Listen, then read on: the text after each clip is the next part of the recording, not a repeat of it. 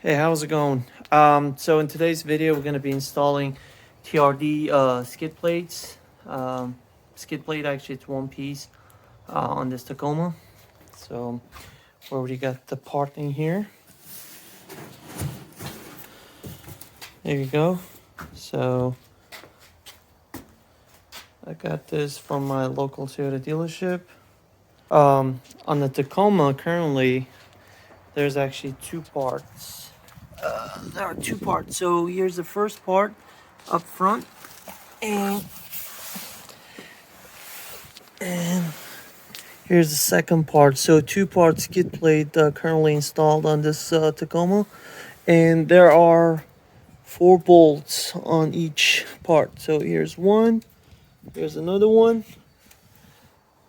here's the third, and the fourth one right here. That's for the front one, and the one in the middle. It's gonna be a little deep here. I'm sorry for the camera angle. Here's 1, 2, 3, and 4. We are gonna need a ratcheting wrench, extension, and when it comes to socket, I decided to go with 5/32 instead of 12 millimeter, just because they both fit. However, this one actually sits much tighter. That way, I don't want to strip out the bolts or the threads, so I'm gonna probably go ahead and use this one. However, I'm pretty sure you can do just fine with actually 12 millimeter as well. So, and these are the tools that we're going to be needing to actually remove the OEM skid plates.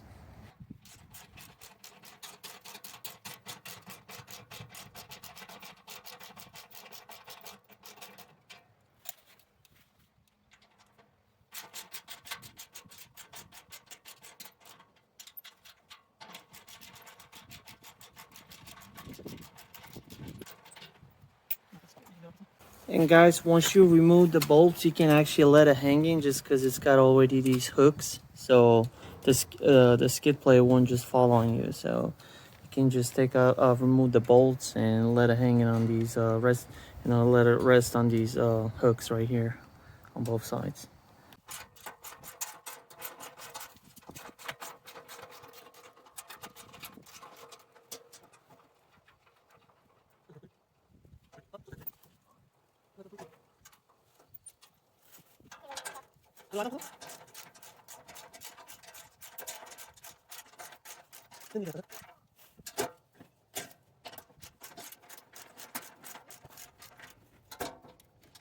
And when you're removing these back bolts, inner bolts actually, I loosened one side and didn't completely remove it. That way it would still hold one side while you actually remove this one, so it won't accidentally, drop on you.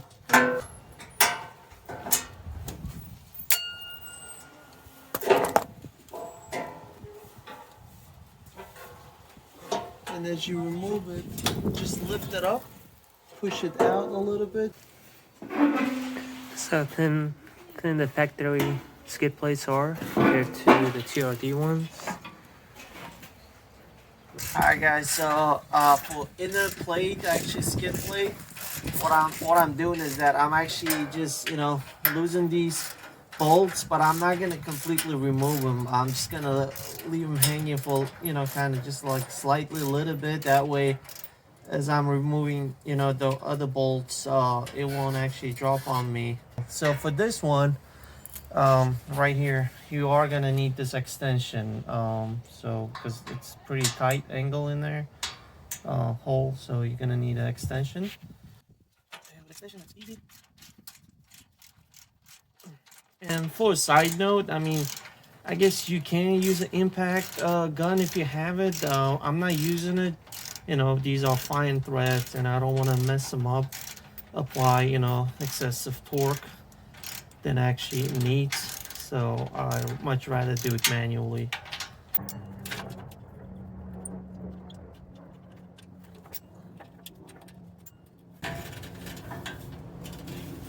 There you go. Here's the other portion. Just gonna put them side by side. That way You guys can see the difference.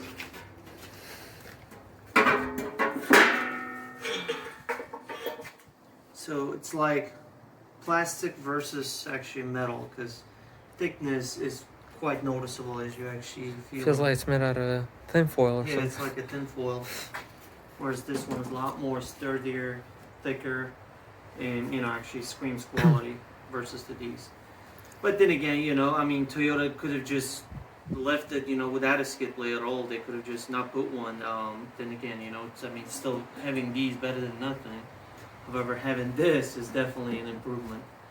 So for this one, we are going to be using 17 millimeter socket for these 4 bolts. And for inner ones, actually, for these smaller ones, we are actually going to be using 12 millimeter. And also, side note, for this, I am also going to be using torque wrench, because instructions manual actually does call for certain torque to be applied for final application when you tighten these bolts. So I am going to be using a torque wrench, and it's up to you whether you want to use it or not. Alright, so now let's put this on. Alright guys, I want to let you guys know that before you're going to have to remove this bolt right here. So this is the the driver's side. So this is the left side of the truck. We are going to be removing this bolt right here. And on this side, on the passenger side, there's only one. So we are going to remove this one. And as we come, right underneath the engine, there's another one right here. So there are 2 actually. So don't remove this one, the one in the middle. You're just going to need to remove this one. That's kind of, right next to the axle, the front axle. Same thing on this side. And these are all 17 millimeter in size. So the 17 millimeter socket will just work fine. So, like I said, we put these bolts. These are the actually same ones that came with the skid plate.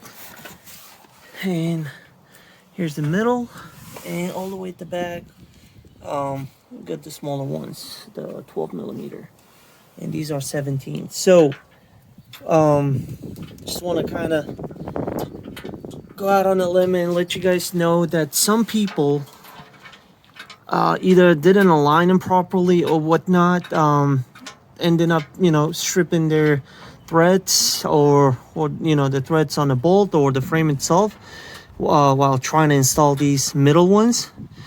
And let me tell you this, as long as you align it properly and don't force it, these will go in.